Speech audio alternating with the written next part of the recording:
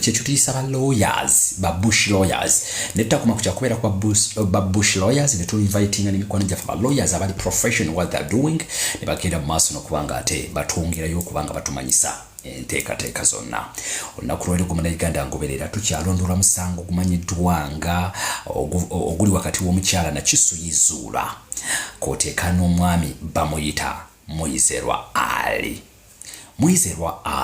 ono n'agambibwa okuba nti yali mwami w'omukyala Nakiso Izuula era nga Munnayuganda bwagenda mu maaso n'okubanga ngoberera bano nno bagenda mu maaso n'okubanga bafunamuko obutakkaanya oba oliawo bwagenda mu maaso n'okubanga muviirako kubanga ateekebwako omusango oba nga kigambibwa nti yakwata mwana we oyo nno gwe twandiisa omujja na nnyina. Omwana ono omusango gwagenda mu maaso n'okubanga gusookera ku poliisi y'e Kajjansi newankubadde nga hajjawo yamalawoko ennaku ezaawedera ddala 8 wabula oluvannyuma yagenda mu maaso n'okubanga aggyibwawo n'atwalibwa ku poliisi y'e Nateete nawo nno ne bagenda mu maaso n'okubanga ate bamuddusaawoko emisinde olwo n'agenda mu maaso n'okubanga atwalibwa mu kkomera ery'Ekigo naye nga Nateete yali amazeeko ennaku 5 naye bino byonna nga bigenda mu maaso n'okubanga bigenda mu maaso njagala kutegeezako gwe Munnayuganda twali tetulina kye tumanyi okutuusa jjojjoozi ly'abalamu omukyala agambibwa okubeera nga ye complainant mu musango guno atali mulala wabula Nakiso Izuula okuvaayo n'ategeeza nti omwana we yali akwatiddwa kitaawe ekintu ekyawaawaza amatu n'abantu okutandika okubanga bamunakuwalirako nga bakuba emiranga nga bagamba omusajja ono kye yali akoze tekyali kituufu. Ekyamazima engeri gyagenda mu maaso n'okubanga ayogeramu yali tesobola butakusiikuula mmeeme kubanga yatuuka n'okugamba nti omwana yali akwatiddwa yali wa myaka 14 kale n'ekyokumukwata nga kiri awo yali ageze mu maaso n'okubanga ayonoonebwa ekyaleeta n'okubanga avaayo n'abaana ku maziga omukyala ge yali agenda mu maaso n'okubanga akaaba geeraliikiriza bannayuganda bangi nnyo n'okutuuka okubanga bakaaba amaziga ne batandika okusalira omusajja omusango ono nga bagamba nti ddala kituufu abasajja babi nnyo era bwe kibanga ddala omusajja ono yakikola agende mu maaso n'okubanga avunaanibwa. Munnayuganda bwagenda mu maaso n'okubanga ongoberera ensonga zayongera okubanga zirwanda wano ku social media wabula ng'ekibuuzo ekyasinga okubanga kyeraliikiriza abantu bangi wentandikidde emboozi eno nkugambye ekibuuzo ekyasinga okubanga kijja mu matu g'abantu bangi nti yo omuvunaano akikyayogera. Remember nti omuvunaanibwa bwe yagendera mu maaso n'okubanga akwatibwa oba ng'ayogerwako yali mu kkomera kale no nga mpawuja ngeri gy'ayinza kuvaayo kubanga atukakasa ku kiddala ekituufu ekyali kiteekeddwa okubanga kigenda mu maaso wabula okusinga okubanga ate twesigama nnyo ku mazima agaali gaweerezebwayo omukyala Nakiso Izuula. Bangi babakira emboozi eno ne batandika okubanga bajoogerako omuli ba YouTubers ab'enjawulo ba human right activists omuli bannamawulire omuli ba bloggers omuli ba social media in-laws omuli ba bush lawyers n'abantu abalala bangi nnyo nga nange mugeze mu maaso n'okubanga ontwalira ensonga zaayongera okulanda era bangi ne batandika okubanga buli omu yeetemaatemamukko esayidi n'esayidi n'abamu okutuuka okukirowooza okukisaawo nti ddala waliwo ekitagenda mu maaso. Ebyannabaana nga bigenze mu maaso abantu batandikanga okukuba ebituli era bayongera okubanga bakuba ebituli mu bujulizi obwali bwogerwa omukyala ono. 1 nti omwami bw'aba ali mu kkomera ng'ali mu mikono gya byakwerinda omukazi kye kyali kimuleeta mu mawulire ng'ate akimanyidde ddala nti omukasajja gwavunaana ali mu kkomera kalinga akabonero akagezaako okuba ebituli n'okulengeza ebitongole by'ebyokwerinda oba n'okulaga nti bikoze mulimo gwabyo kimala kyokka nga remember omukazi agenda okujja mu mawulire ng'omusajja amaze mu kkomera kumpi weeks 3 n'ekintu ekyawaawaza amatu bannayuganda bangi ne beebuuliza ddala ku nsonga entuufu eyali ereese omukyalo ono mu mawulire nabwekyo tweyongera okubanga tulondoola ensonga zino era nange ez'omu kwabo basitukiramu n'enzambalira ku mugongo n'enjolekera Munnayuganda mu kkomera Ekigo okwongera okuba nga njogerako ko n'omusibe olwo nno ngende mu maaso n'okuba nga nkola nga mpa endowooza yange nga nsinziira ku ekyo kye nali ngenze mu maaso n'okuba nga nfuna gwe Munnayuganda ngoberera bwe natuuka mu kkomera omwami Mwizerwa Ali yali alabika okubeera omuwotefu ennyo era yali alabika okubeera ng'oboolyawo ali mu kutya okw'amaanyi nagezaako okumusembera n'okumukkaanya okwekkaanya ku mwami ono era njogerekoko naye ebbanga eppanvu wabula ku kye nagenda mu maaso n'okuba nga nzijjayo kyali kiraga nti omusajja ono alabise okubeera innocent wabula ekyokubeera innocent nga sinnaba kukituukako namubuuza bwe kiba nga ddala teyakwata mwana lwaki yali mu kkomera era yampa ensonga eziwererako ddala eziyinza okuba nga zimuviiriddeko kubanga musajja wattu ali mu kkomera mu nsonga zeyagenda maaso n'okuba nga mpago Munnayuganda agenda maaso okuba ng'ongoberera zez'okuba nti omukazi ono si gwe gwali omulundi ogwali gusoose okuba nga amujjwetekako ebigambo ebyefaananyirizaako bwe bityo era ng'ako kabadde kakolebwa ng'akakodyo era ng'aggyibwamuko ssente wabula ensonga endala gye yasinga okuba nga yeesigamako ey'omusiguzi yategeerekako nga mwami Kazibwe Ruutu oyo nno eyafuuka ssenkulume ng'eggumba ly'ensikya oba ng'ossebwa Jookoota okukira nnyinimu ensutama ono nno yaleetera n'okuba ng'omukazi atuuka okuwalirizibwa okukyusa amannya agali ku national ID atuuke n'okuba nga yeetuuma Nakisuyi Suula Kazibwe newankubadde ng'ali mu maka g'omusajja ono omulala gwe yali ayina nga n'endagamuntu twagirabako nga yali mu mannya ga Nakisuyi Zuula Mwizerwa bwe twagezaako okuba nga tulondola ku nsonga eno bangi ab'obwongo obutono oba ab'obwongo obunafu abagenda mu maaso n'okuba nga batutaputira mu ngeri emu oba endala nga bagamba nti munnange liri ddembe lye omuntu okuba ng'agenda mu maaso n'okuba nga akyusa amannya waaba ayagalidde ffenna ekibuzo kyali kimu ddala bwe kiba nga kyakukyusa mannya nga muli mu bufumbo obutukuvu ddala obumanyiddwa mu mateeka ng'oli yakuwoowa n'okuwoowa n'amahale n'agakuwa nsonga ki yandibadde kutuusa ku levo y'okukyusa amannya agali ku national ID yo ng'omusajja gw'ogenda mu maaso n'okuba ng'ofumbira oba gwe eyakuwoowa n'akwanjula n'embakaddebo nga lye takimanyiiko bino nno byonna twagezangako okubiprofilinga buli lunaku olukya ng'okugezaako okuba nga tukuba ebituli mu bimu ku ebyo ebireetebwa omukyala gwe twandiise complainant njagala kutegeezaako gwe Munnayuganda agenda mu maaso n'okuba ng'ongoberera ku mukutu guno Ssemakutu ogusinga okuwulirizibwa n'okugobererwa abantu abangi naddala abo abagoberera ensonga eno na bukyanga omusango guno okugenda mu maaso n'okuba nga gutandika njagala kutegeezaako nti ffenno twalemera ku nsonga n'okwogera okuba nga tuprofilinga abantu bano okutegeera ani yaani nti kituufu bw'aba oli teyakwata mwana nsonga kyetuka okuba nga mu kaseera kano akyali mu kkomera ebintu byayongera okuba nga biranda wabula njagala kuzzayo kemabega nti ennaku z'omwezi 29 omwezi gwali gwa mwenda Haji yagenda mu maaso n'okuba nga akwatibwa era n'atwalibwa ku poliisi y'e Kajjansi olwo ng'ennaku z'omwezi 30 ono n'atwalibwa omwana n'atwalibwa agende yeekennenyezebwe oba ddala kituufu yakozesebwa na bwe gutyo ebbanga mpawe kaaga twagenda mu maaso n'okuba nga ate tutuuka ku nsonga entuufu ddala iwaweeri poliisi we yavaayo n'ekakasa nti ddala kituufu omwana ono yakozesebwa wabula n'etavaayo kutunnyonnyola ani omutuufu yakozesebwa jjukira nti omwana ono gwe Munnayuganda ngoberera tiwa myaka 14 kitegeeza ali under age wabula Munnayuganda era ne kino njagala okitegeere nti mu ggwanga Uganda tulinayo abaana babika bibiri tulinayo omwana omuto n'omwana omukulu omwana yenna ali wansi w'emyaka 12 oyo gwe tuyita omwana omuto kakati okutandika ku myaka 12 okutuuka ku myaka 17 waliwo gwe tuyita omwana omukulu nti mu mateeka bwe tuba tugenda mu kuvunaana emisango gino bano nno ebibonerezo byawukana eyakozesa omwana omukulu ow'emyaka 12 okuva ku 13 okutuuka ku 17 neyakozesa ow'e12 okudda wansi bino nno byawukaliramu ddala eyo nno si yandibadde ensonga gwe Munnayuganda ngoberera ensonga yeno gye njagala ogende mu maaso n'okuba ng'osimbako kessira ngezaako kuzza okujjukiza gwe abadde tagobereranga musango guno obanga gwe mulungi okusoose okujja ku live yange eno osobola okuba ng'otegeera ekinyusi ekifumbekedde mu musango guno na entabwe eyinza kubanga eveewa abali ku ludda lw'omwami agambibwa okuba nti yakwata omwana batandika okuteekawo embeera eyagala okuteeka poliisi n'ab'ebitongole by'okwerinda ku nninga okunnyonnyolera ddala ekituufu ekiri emabega w'ensonga eno ddala omwami bw'aba yakwata lwaki DNA oba kye tuwandiise penetration si yeekolebwa zaani okusinga okutuwuddiisa n'okutuuza mu bino ne bino kale nno ensonga kubanga zaali mu kkooti zaateekawo ko limiti ku nsonga ezimu abamu obutagenda mu maaso na kubanga ate bazoogerako Munnayuganda gwagenda maaso n'okuba ng'ongoberera ku mukutu guno abali ku X media ne ku mukutu ogwa Next Edition TV njagala kutegezaako nti ebintu byayongera okubanga biranda era twatandika okulaba abantu ab'enjawulo mu bifo eby'enjawulo ogamba ngewa minisita Nakiwala Kiyingi omukazi yagenda maaso n'okubanga ayogerera nti omwana we ddala yakozesebwa era n'abaana neevaawo naye njagala kutegeeza nti obutambiko bwe twagenda maaso n'okubanga tufuna temwali katambi kaalimu nga mwana akkiriza nti kitaawe yamuyingira wabula akatambi akaasooka okubanga katambula kaali kalaga nti omwana agamba nti kitaawe abadde amutigaatiga newankubadde nayo kika kya lep oba kika kya defilement mu mbeera emu oba endala naye omwana yakyogeranga ti taata yali antigaatiga yali ankwatiriranga mu mabeere awo ekibuuzo ne kitandika okubanga kijja gwe baakwatirira mu mabeere ate nabaana efuluma etya awo nno ffenna twatandika okubanga tutagala naddala abamu ku abo baayagala okugoberera omusango guno ti ate omwana gwe baakwatirira ne bakwatirira ajja atya okubanga nabaana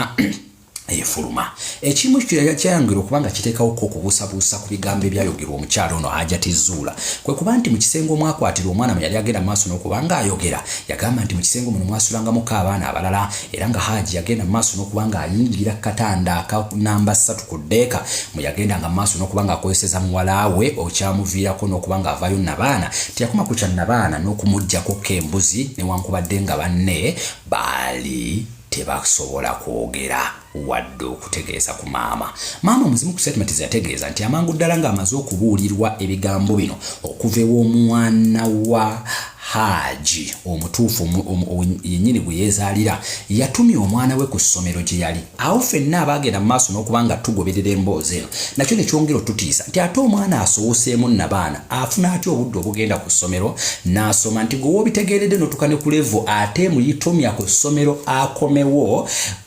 asobole okubanga omukwata ne katambi omu recording mu katambi akaafuluma kaalaga omwana ono ayogerwako nga yeesibye ka veil aka white era ng'ali mu uniform ng'ali mu kiyumba ekyalabika okubeera ekikaddekadde mu kisenge era mu katambi ako kennyini waliwo omwana wa Haji ono yasooka okuvaayo ng'ayagala kulumiriza kitaawe oba ng'alumiriza kitaawe yali wansi awo tuwulira eddoboozi erikambwe ery'omukyala nga si mulala wabula Nakisuyizuula ng'abuuza omwana we timbuulira engeri gy'abadde akukolamu omwana kyeyava atandika okunnyonnyola byonna nga bwe byakolebwanga era tuwulira eddoboozi ly'omukyala ng'amubuuza mu bukambwe obw'ekitalo nti teyakuyingiza mu lugalo mu ddoboozi ly'omukyala lino tewali we yakuyogerera nti teyakuteekamu ka kitundu kye kyabwe kya musajja yamugamba nti teyakuyingizanga mu lugalo omwana kyeyava amugamba nti nedda mu katambi ke twasooka okufuna era akakyagenda mu maaso n'okubanga keesigamizibwako ko olw'obujulizi kati ffenna n'okuwunga n'omutwe okututabula twatandika okwebuuza ate penetration okwegattako kikujjirawa okwo kwaleetera n'omwana okubanga avaamu nabaana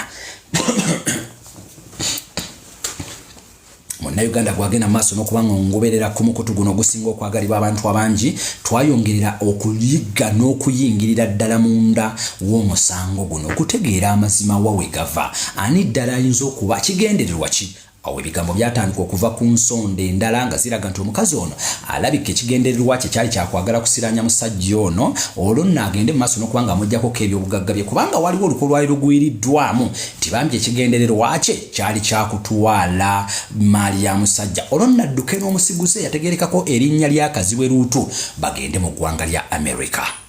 Munnayuganda nsi ku lwisi eyo ebigambo byonna ku ttiimu eya Hajati n'abamu ku abagendanga mu maaso n'okubanga bamuwolereza baatandikanga okubisambajja ne batandika okubissaawo nti abali emabega w'okuwolereza Haji be bagezaako okutambuza ebiboozi ebyo era ekiseera kyatandika ekiseera okubanga kijja nga kiraga nti omusajja ono tiddala kituufu baali bamuwasiza mbu mu nnyumba y'omukazi naye ate ekiseera gye kigenze kyeyongera tutandise okutegeerera ddala nti ate omusajja mugagga kuba ate oba oli awo amawulire gatandise okuva nti munnanga alabika yagula ffe babbuloga n'abalala ng'abalala bagenzi mu maaso n'okubanga bakyogera awo ffenna ekibuuzo ne kitujjira nti ate gwe mwasooka okutambuza information nti bamuwasa omwava atalina kyayina ate akasente akagula bannamawulire ne babbuloga kokaavuddewa. Munnayuganda nkunyumiza emboozi eno kuba ngenda mu maaso n'okubanga nkuyisizaamu kyapu era ojja kwebuuza lwaki nkuvuga sipiidi nnyo ndi mu kudduka nkutuusize ddala ku kinyusi ekisemberayo ddala n'okutuusa olwaleero ebibadde mu kkooti ku ddakiika ebulimu kubanga tuyingira essaawa 4 ez'ekiro ky'olunaku olwaleero mu ggwanga erya Uganda. Simanyi eyo gy'oli baziri ssaawa mmeka naye nga nkujjukizaako negamba nti program bagita ssekanyo lya extra the undercover nga nkulembeddwamu abaami ab'enjawulo omuli Nuruddin Ntege, omuli abantu ab'enjawulo, omuli abantu ab'enjawulo baali bangi nnyo abayongera okubanga basitukiramu mu nsonga zino ezakwata wansi ne waggulu nga batunoonyereza omutuufu ddala ekiyinza okubeera ddala emabega w'omusango guno okuvumanya obuvo n'obuddo bw'omusango guno. Twatandika okulaba omukazi ono ng'alumba ba YouTubers ab'enjawulo era yawalirizibwa n'olunaku olumu okukwata Qur'ani ekitabo ekitukuvu ekisinga okussibwamuko ekitiibwa mu nsi yonna n'akiwanuka mu bbanga ng'akakasiza ddala era ng'alina obujulizi obulaga obulumika taata w'omwana we nti ddala kituufu ye yamwebakako. Awo nno ffenna ffe abatunuulira ensonga twatandika okutyamu nti ate omukazi atuuka atya okukwata ekitabo ekitukuvu alayire nga naye ali ku second hand information gye baagenda mu maaso n'okubanga bamuwa kubanga tewali bujulizi bulumika nti Hajjati yeerabirako. Ekyo njagala nakyo kitegeere. Tewali wadde lunaku wadde bujulizi bukakasa nti Hajjati yeerabirako. Hajjati agamba nti baamugamba bugambi. Ani yamugamba? Mutabani wa Haji. Bwe yamala okumugamba Hajjati kyeyava atumya muwala we ku ssomero gye yali era akatambi ke twalaba keeko era Hajjati bwe yajja yatugamba nti natuukanga n'okulingiriza ndabe ng'omwana wange nabaana eri ku ngolo. Kale nebyo byandibadde awo naye ate Hajjati ekibuuzo kyali kimu nti ate kikukwasa Qur'an olayireyo kakase nti ddala omwana yakwatibwa era nga yamukwata kitaawe g'obuvumo obujjawa nga naawe oli ku kye twandise second hand information. Abalengerera ewala n'abamanyi amaanyi g'ekitabo ekitukuvu ekya Qur'an baatandika okukakasa nti Hajjati bw'aba alimba kino ekitabo kye kigenda okumwekubira era okumwerwanyisiza. Nze omu ku baagenda mu maaso n'okuba nga bagoberera ku mikutu egy'enjawulo ne comments ez'enjawulo amangu ddala nga Hajjati kyajja agende mu maaso n'okuba nga akwata Qur'an eno. Era abantu bangi baatandika okukissawo ne bagamba nti bwe kibanga ddala kituufu Hajjati ono alimba keekadde Qur'an egenda kumwekolerako emikolo kisikakasa nti bw'aba alimba anaasobola okukiyitako. Akaseera gye bujja gye bweyongera omukyala ng'avudde ewa Nakiwala Kiyingi ekyategerekeka oluvannyuma nti omukazi ono alabika okuba nga ewa Nakiwala Kiyingi omupiira gwe yali ayagala okuba nga amutunuzaamu gulabika okuba nga gwali guganye kubanga Nakiwala Kiyingi ekibuuzo ekyasinga okuba nga kibuuzibwa era ekyawaawaza omusango guno kyekyokuba nti yamubuuza taata w'omwana agambibwa okuba nti yakwatibwa ye yaliwa. Omukazi ono kyeyava amuddamu mu maaso ga minisita gy'azze okusaba obuyambi n'amugamba nti taata w'omwana ono sirina bwe nnyinza bikunnyonnyola naye nze mmutwala ng'eyafa. Ekigambo ekyo nga kimaze okugwa mu matu ga bannayuganda mangi nnyo baatandika okukibuusabuusa n'okulaba obujega ne bakwata obujega mu mukazi ono nga bagamba tosobola kuyimirira mu maaso ga mukazi gozza okusaba obuyambi with experience gy'alina mu mizannyo gino egya rape ne defilement n'okola statement ng'eno nti taata w'omwana mutwala ng'eyafa. Olw'anaffe abanoonyereza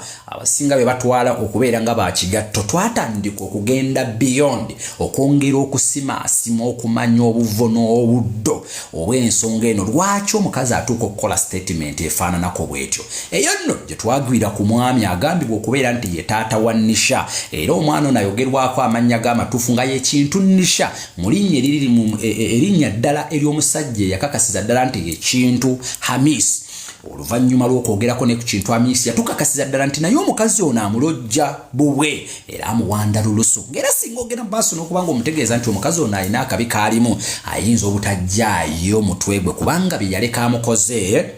byali bingi. Awo nno twafunira amawulire agakakasa nti omukazi ono mu kunoba ewa Hamisi Kintu yakukumbayo n'ebyapa by'amataka tiyakoma ku byakutwala bya Hamisi Kintu wabula n'ebyo neiba nabyo yabibbiramu. Abantu batandika okuwakanya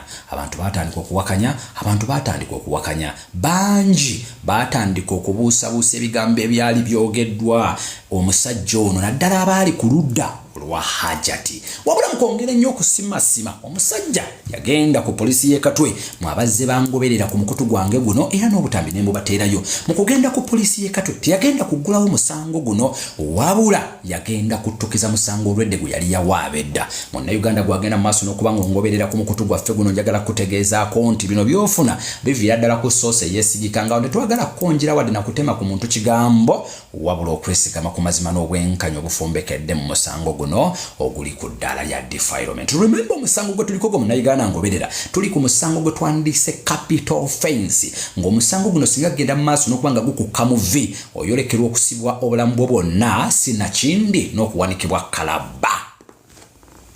Munnayuganda lwaki nkuvuga speed okutuuka ku lunaku lw'olwaleero njagala kubanga olwaleero gwangoberera wano otegere nti ffe live zaffe n'abatugoberera ku mikutu gyaffe gino ffe ensonga eyaffe si yakukyamukira na kunoonya views na likes but tugezaako kubanga ba viewers baffe naddala nga information ogifunidde ku channel yange ng'amazima oli mu mativu era ng'ofunye ekituufu.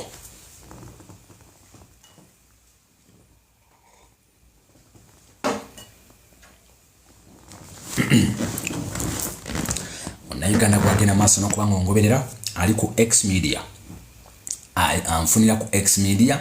naawe anfunira ku Next Edition TV ebibadde mu kooti byonna nabitaddeyo dda ku mukutu guno gwa Next Edition TV byonna ebibadde mu kooti byonna ne analysis yenna naye namutaddeyo dda kati wano mwabangoberera ku TikTok mwebenziza okuddiramu. Munnayuganda bwe twagezaako okwongera okutuusa oba okusimasima ensonga zino twasobola oba nasobola nze mwennyini kamwa koogera okusemberera ku mukyala Nakiwala Kiyingi.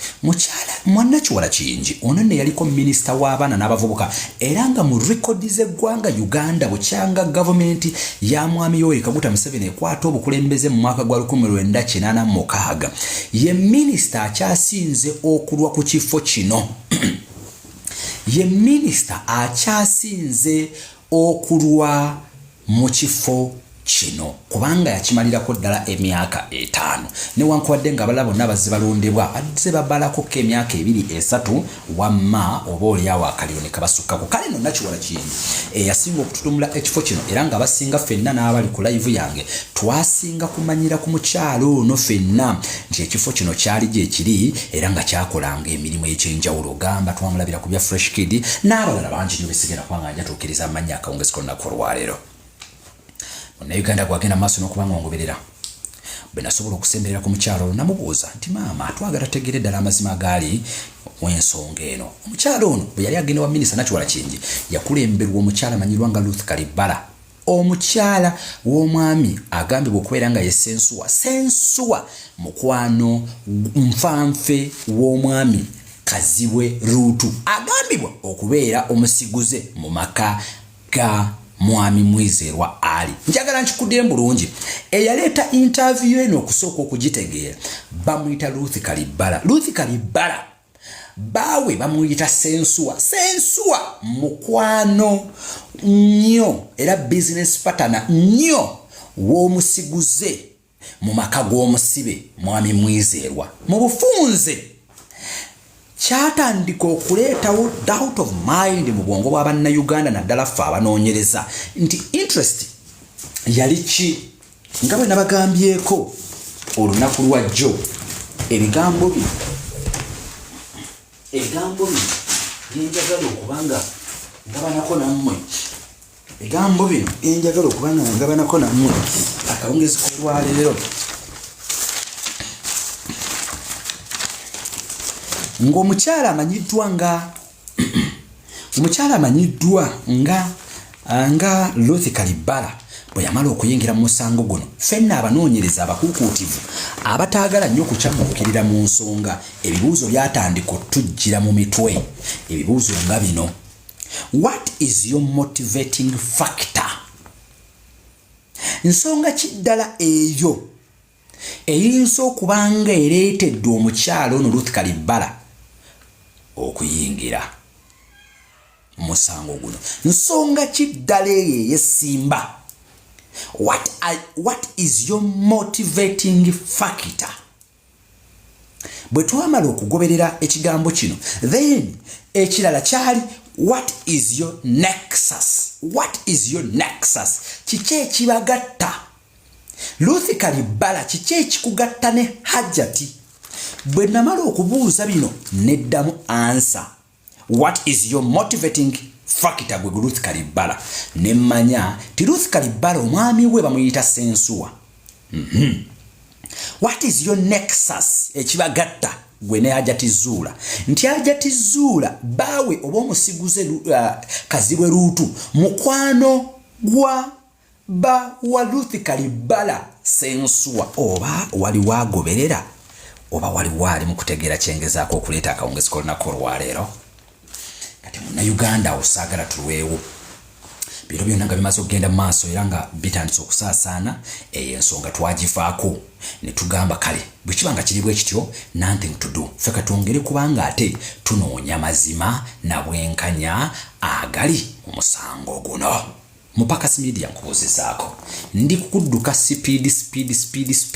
okutuuka ku kibaddewo olunaku lwaleero. Nze saagala nnyo kukyamuka kujja buli step yonna eneetuukibwangako nja kubawanga simple background y'omusango guno. Naawe yakaguyingiramu otegeere lwaki olaba nnyo video zange, otegeere lwaki olaba nnyo video z'abantu nga bali ku musango guno. Tulabe kugamba onnyonnyoke bulungi nnyo. Kakati Munnayuganda gwagenda maaso n'okubanga ongoberera. Bwe nasobola okusembera Nakiwala Kiyingi yantegeeza nti ekituufu omukazi bwe yajja mu maaso ge, emu ku bigambo bye yakakasa bye yamugamba nti ddala kituufu omwana yali alingiriza n'abaana. Nakiwala Kiyingi agamba nti ekituufu mmeeya nze kastojja mu ofiisi yange naddala ng'ensonga zeekuusa ku rape ne defilement, kyensooka okubuuza mu maaso nti omwana ali mu ddwaliro ki? Omukazi kye yavaamu ddamu nti omwana namuwadde akaweke. Njagala owulirize bulungi. Omukazi Minisita Nakiwala Kiyingi bwe yamubuuza nti omwana ali mu ddwaliro ki, eno ye reply omukazi gye yaddamu Minisita. Yamugamba nti omwana Minisita namuwadde akaweke. Minisita kye yava amubuuza nti kaweke ki? Ng'omukazi amaaso ntengo nga talina kyakuddamu. Kyeyava amugamba akaweke ne kakola katya? Kyeyava amuddamu n'amugamba nti akaweke ke kaamukakkanyiza era yenna baana okuba ng'etereera. Bino bye mbagamba si kukonjera wabula ndi mugezaako kuggyirayo facts n'amazima ag'enkomeredde agali mu musango guno oba agafumbekedde mu musango guno gwe tugenda maaso n'okuba nga tugoberera.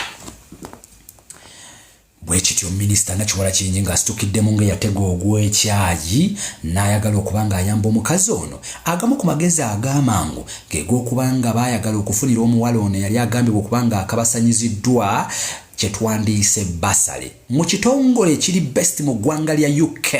ekidduukirira oba abaana abataliiko mwasirizi n'abamu ku batuusiddwako ebikolobero ebifaananako bwe bityo. Mu miitingi nze mwennyini kamwa koogera gye nalimu nga n'amaaso ntunula nga n'okutunkunkumula ebigambo ebyayogerwa mu miitingi ebyo bye sigenda kuddamu, wabula amangu ddala nga kye tujje twanja ensonga ng'omwana agenda kubanga weebwa basale.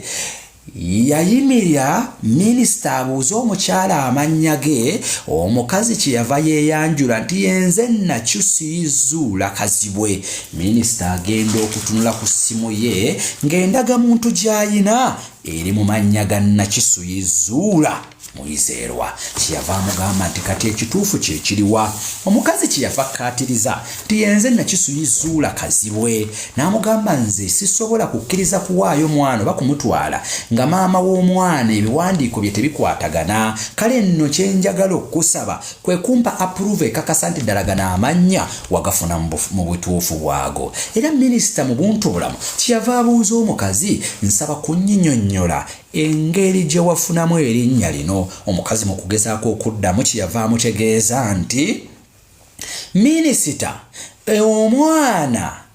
minisita endagamuntu eno nagifuna oba nakyusa amannya nga nkozesa eryakaziwe ku mukwano gwange eyali anfunidde obuyambi ku baana bange abalwala sickle kale nabwe kityo obuyambi buno waliwo we bwali bwetaagisiriza nga nnyina kukyusa mannya ga ndagamuntu. Ffenna abaali mu miitingi kyetuva twakwata ku mutwe ne tugamba wano we tutuuse nti kati mu ndagamuntu n'emukwano gwo omuteeka ku national ID. Kino nno twaviira mu miitingi nga buli muntu yenna akutte ku mutwe ng'era kye kisinza okusatulatinga amawulire nga bw'omanyi nti ku mbaga tekubula musiiwuufu. Abamu ku abo abakyakkiririza mu mukyalo ono baatandika okuzimba ebiboozi, baatandika okukulembezanga agaboozi agamu nga badifendinga ekyomukazi okubeera national IDs ezisoba mu emu era mu bbiri. Munnayuganda gwagenda mu maaso n'okuba ng'ongoberera bino byonna bigenda mu maaso, abantu baayongera okukuba ebituli mu mukazi ono nga balowooza era nga bagamba ti ono omukazi alabika si mulambulukufu mu nkola ye ey'emirimu, ti ekyamazima ayinza okubeera omulimba. Ate gwe omuntu w'otuukira okubeera ne national IDs ezisoba mu bbiri obeera nno wa kitalo, obeera mwawufu mukko. Nabwe kityo meeting ng'ekyagenda mu maaso twasalawo minisita era yatukakasa nti abaffe mbadde nsaba omukazi ono adde ku poliisi gye yagenda mu maaso n'okuba nga agenda okukakasa nti akyusa amannya. Era omukazi yatutegeeza nti poliisi y'e Kajjansi yali emanyi ku nsonga zino. Kale nno minisita ng'omuntu ali professional amanyi kyakola, kyeyava amugamba ti nze nno mbadde nsaba oddeyo okomewo n'ebiwandiiko ebikakasiza ddala nti amannya gano wagafuna mu butuufu, tena oluvannyuma tukomewo tuproceedinge n'ensonga z'okufunira muwala waffe basale agende agibwe mu society eno etandise okuba nga emuŋŋoola n'okumusosola. Wetuukidde olunaku lw'olwaleero ng'omukazi taddanga mu woofiisi ya minisita. Kankibaddiremu breaking news obangi bawanga breaking news wetutukidde olunaku lw'olwaleero bukyanga omukazi ono atumibwa okuleeta ebimwogerako ebikakasiza ddala nti ebipapula bino abirina mu makubo matuufu, taddanga mu maaso ga Nakiwala Kiyingi. Nga wayiseewo akaseera mpaawo wekaaga gwe munnayuganda agenda mu maaso n'okuba nga ongoberera, twaddamu okumulaba ng'ali wa minisita Balamu eyo nno nga gyakakasiza nti endagamuntu agirina mu makubo matuufu. Kati ekibuuzo ne kijja mu maaso gaffe nga ffe abanoonyereza era ffe abatakyamuukirira nti ate eri gye wasookedde wazzeeyo okukakasa bino. Lwaki mu kifo ky'okuddayo eri gy'oba okakasiza ku by'endagamuntu, lwaki atoddusa onoonya minisita mulala? Munnayuganda minisita Balamu ow'abaana mu kaseera kano ali current yakakasa nti omukyalo ono ddala kituufu endagamuntu ye agirina mu mateeka. Nabwe gutyo ffenno tetwakifaako okuvaayo ennyo, ffe twayagala kunonooza na kwongera kutegeera minisita Balamu ki kituufu ekyayogeddwa era nabwe gutyo nze mwennyini kamwakwogera nadduka misinde nadduka zambwa bwe ntyo bukolokolo n'enjolekera ewa minisita Balamu nga bwe mwandaba nga bwe twaliyo ne bannamawulire bannange n'abantu ab'enjawulo. Eyo nno weewaali katemba awaali okulya n'okukomba essuwaani kubanga mu miitingi eno yennyini mwe mwali ne taata w'omwana Nisha mwe yagenda mu maaso n'okubanga yeewolezaako eyo ku bigambibwa tibaali bamugambye ebigambo by'okubaali bagambye minisita ti omukazi sajja ono yali teyeefiiriddeyo kulabirira baana be, wabula we yawulidde nti omwana we akwatiddwa ate ne yeegatta n'eyakutta omwana. Omusajja naye kipayopayo yadduka bunnambiro, engoye yazambalira ku mugongo okugenda era okutuuka alabe ogubadde. Minisita bw'atyo yamunnyonnyola olubadde era n'aweebwa omukisa musajja wattu naye okwennyonnyolako. Mu bigambo bya Miss Kintu agambibwa okubeera taata wa Nisha yakakasiza ddala minisita nti kituufu omwana wange ebyokukwatibwa kwe nange nabirabira mu mawulire era nafuba nnyo okutegeera omwana wange lwaki ali mu mbeera bw'etyo nga taata nakwata essimu n'enkubira maama mu bukambwe obw'ekitalo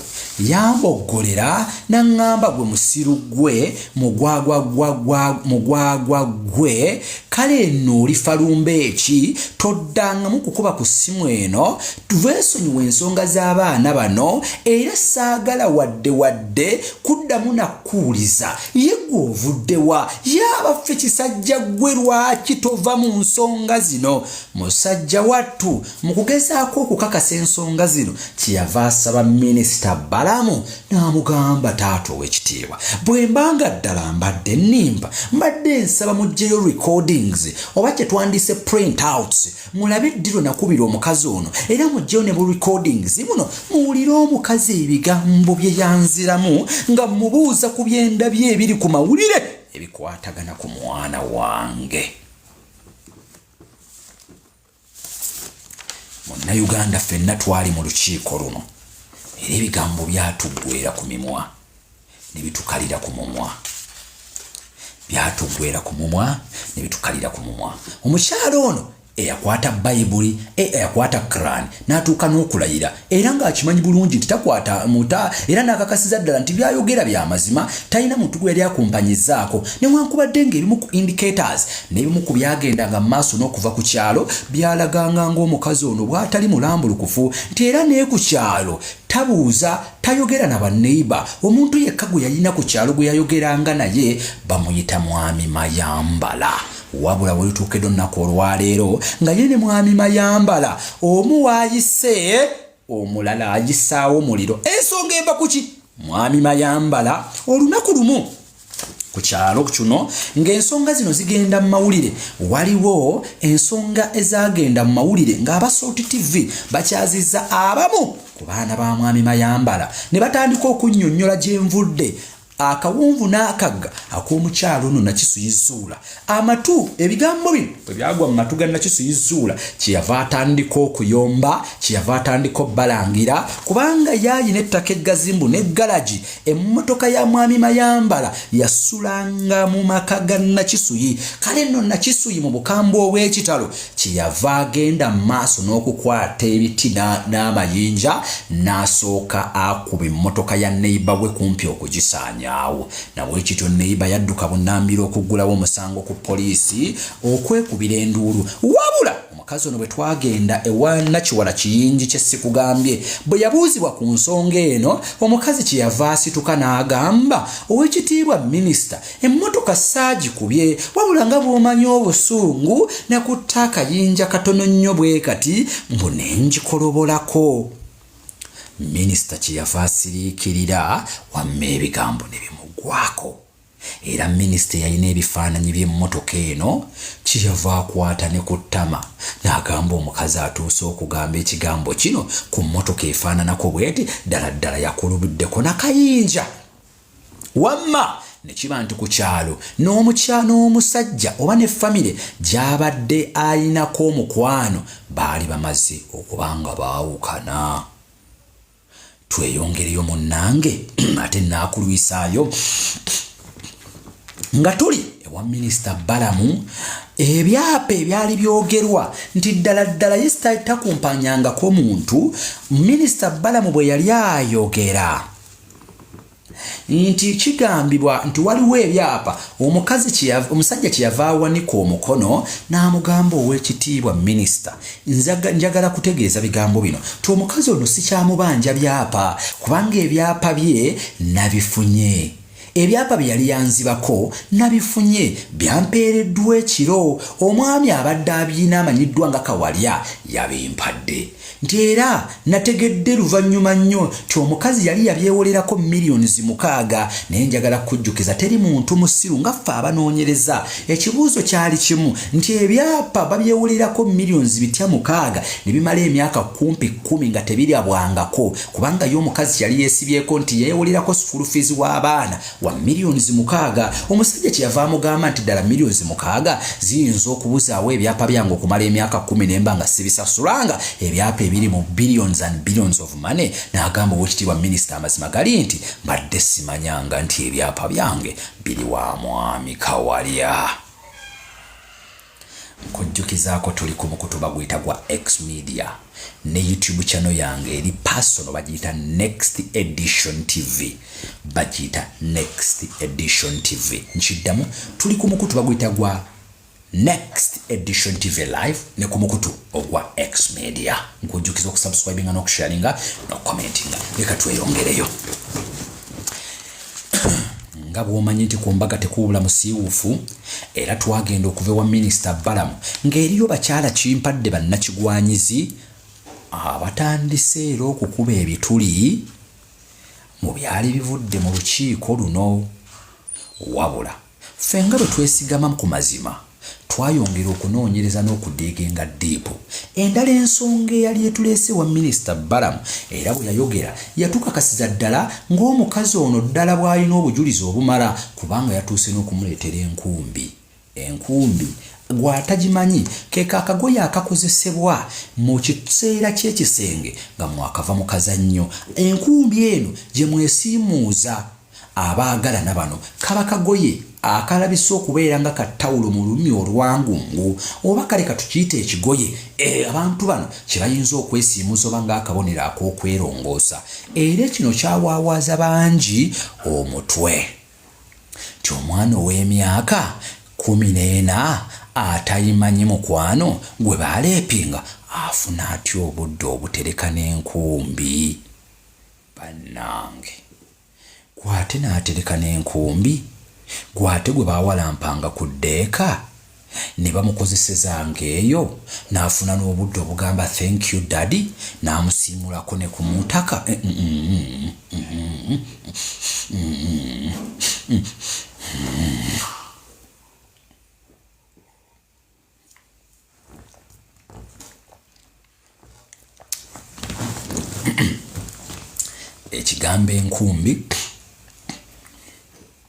Ekigambo enkumbi kyayongera okuwaawaaza bangi amatu era kyayongera okwesitaza bangi n'abamu ne batandika okutya n'okutendereza obukumpanya n'obuyiiya obufumbekedde mu musango guno. Era bangi bayongerera ddala okukuba ebituli mu bigambo by'omukazi ono wamma n'okutuuka okugamba nti nedda omukazi ono yandibanga guno mupango gwa ddala gwate ddala bwekibanga tekyalina kigendererwa enkumbi eno omuntu gwe bakutte ebbanga lyonna yagitereka ati.